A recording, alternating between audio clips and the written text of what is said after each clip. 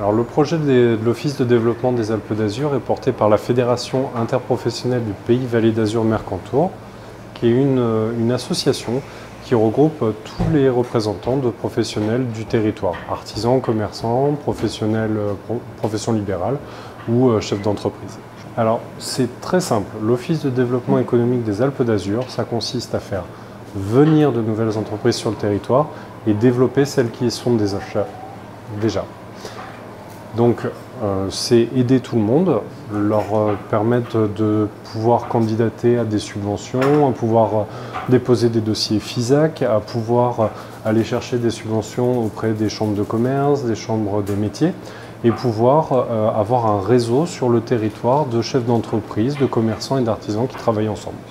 Alors, sur le territoire, il manquait d'une représentation des professionnels par les professionnels. Quand on est sur le littoral des Alpes-Maritimes, il y a tout ce qu'il faut en représentants d'associations de commerçants, fédérations de professionnels et syndicats. Sur notre territoire, sur le territoire de la communauté de communes Alpes d'Azur, il n'y avait pas de représentation des professionnels qui leur permettent d'être représentés auprès des chambres consulaires ou des institutions. C'est aussi pour développer tous les commerces, tous les artisans, toutes les professions libérales, tous les chefs d'entreprise, toutes les entreprises qui sont déjà sur le territoire. Leur permettre soit de céder leur entreprise s'ils en ont besoin, la transmettre, la revendre, ou alors de la développer s'ils ont de nouveaux projets.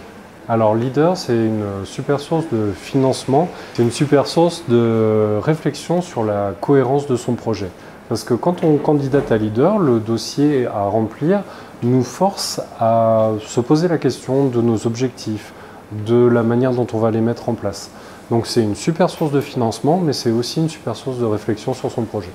Alors l'aide financière que va nous fournir Leader va nous permettre d'embaucher des salariés pour pouvoir aider les professionnels du territoire, va nous permettre de pouvoir communiquer auprès des professionnels du territoire et de mettre en place des outils d'analyse et pouvoir trouver de nouveaux objectifs de développement sur notre territoire. Alors, après la signature de la convention avec le comité Leader, nous allons recruter 2 personnes pour l'Office de développement économique. Nous allons commencer à lancer les études sur notre territoire parce que ce qui est important, c'est d'avoir le bon constat pour pouvoir lancer les bons plans d'action par la suite. Et après, va se mettre en place tout ce qui est communication, Facebook, site internet, toute la communication de l'Office de développement.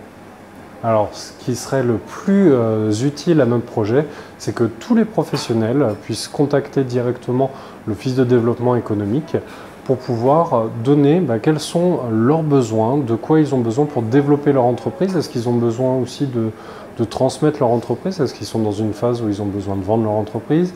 Est-ce que ce sont des citoyens qui cherchent un projet sur le territoire? Voilà. Toutes ces choses-là peuvent être demandées à l'Office de développement économique. Donc j'invite tous les professionnels à nous contacter. Alors ce qui est très intéressant avec le comité de programmation Leader, c'est qu'on peut vraiment avoir un très beau panorama de ce qui se fait sur notre territoire et avoir une action pour aider les entreprises, les collectivités à trouver de nouveaux financements. Donc moi, ce qui m'a vraiment intéressé, c'est de pouvoir m'impliquer sur mon territoire. Parce que vous le faites en tant que bénévole, c'est ça? Tout à fait, je suis bénévole à la Fédération interprofessionnelle du Pays Vallée d'Azur Mercantour. Donc c'est une association qui regroupe les commerçants et les artisans du territoire.